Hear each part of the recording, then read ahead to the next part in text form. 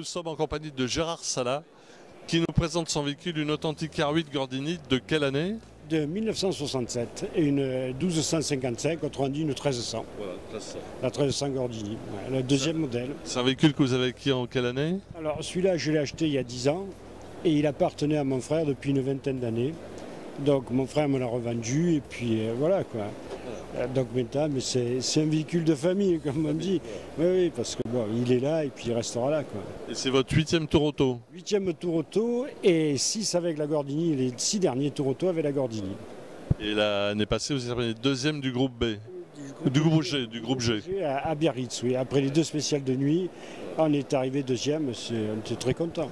Et donc votre copilote Jean-Pierre Bidji, c'est votre neveu? C'est mon neveu, oui, c'est mon neveu. Et donc il prend le volant dans les spéciales sur les circuits? Il prend le volant plutôt sur les circuits. Il attaque fort le neveu? Il attaque fort, sur les circuits il attaque très fort même. Ouais. Donc c'est pour ça il fait les circuits, moi les spéciales et on se partage les liaisons. Ouais.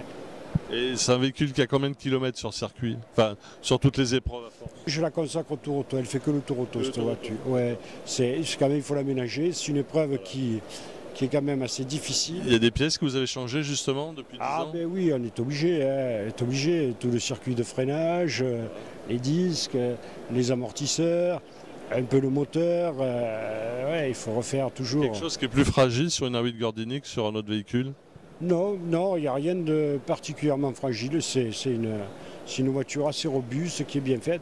Non, ce qu'on change, puis c'est l'entretien, puis il y a les pièces qui s'usent, donc. Mais son moteur est d'origine et tout, hein, si vous voulez, on le regardera. Et vos débuts, vous étiez sur Porsche, je crois? Au tout début, j'ai eu l'occasion de faire 2 tours auto avec mon frère, qui était un passionné, qui avait de très belles autos, et j'ai fait un premier tour auto en régularité avec une Porsche 904 GTS, une magnifique auto. Et l'année d'après, en compétition avec une 906, Porsche 906. Au niveau de la conduite entre Porsche et...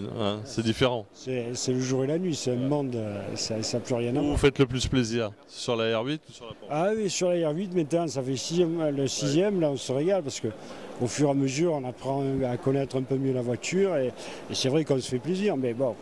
Une voiture plus puissante, je pense qu'on se régalerait plus quand même, parce que bon, ça fait que 1255 cm3, hein, mais avec un moteur Gordini fabuleux, quoi. Et sur le parcours, ça va être sympa de voir tous les gens, les particuliers qui voient cette voiture qu'ils ont connue à l'époque de leur jeunesse. Oui, pour eux, c'est on pourrait dire une voiture mythique, mythique.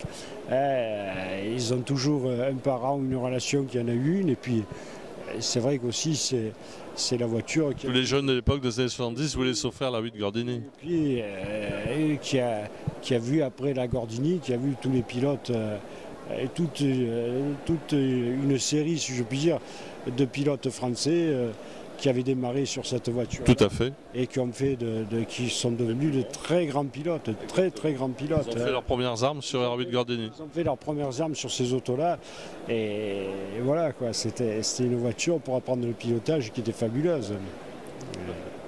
Voilà. Bon Gérard, bonne course. Écoutez, c'est sympa. Bon tour auto 2018. Merci à vous aussi.